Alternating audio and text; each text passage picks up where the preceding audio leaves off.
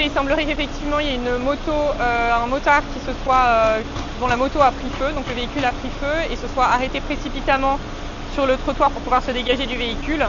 Et à ce moment-là, la moto a explosé. Donc moi j'étais dans mon bureau, donc à l'arrière du bâtiment, dans les jardins, et une énorme fumée noire sortait. On avait énormément de déflagration. Et vous voyez le résultat derrière moi, effectivement, là ça fait à peu près 1h15, je pense que ça a commencé.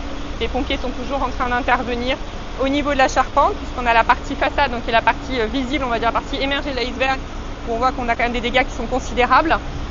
Et là les pompiers sont en train d'intervenir à l'intérieur, puisque la charpente du bâtiment continue à se consumer.